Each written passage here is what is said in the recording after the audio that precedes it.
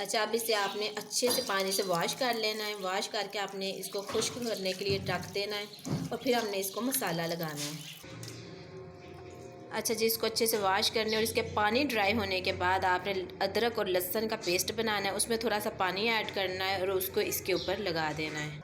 सूखा धनिया लें, आप चाहें तो आप वैसे भी डाल सकते हैं, लेकिन यहाँ पाउडर बना के इसका बहुत अच्छा टेस्ट आता है। पाउडर बना लें और सूखे धनिया आपने इस तरह फ़िश के हिसाब से लगाना है, ठीक है।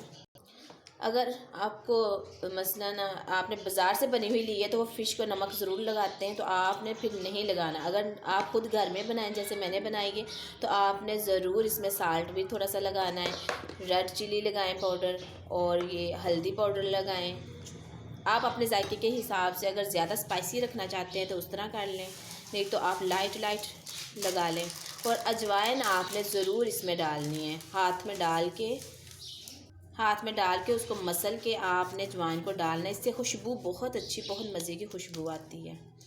ये बेहतरीन मसाला है। आप चाहें तो आप दूसरा भी बाज़ार वाला भी ला के लगा सकते हैं, लेकिन ये घर का मसाला, ये बहुत इससे मज़ेदार टेस्ट आता है बाम फिश में।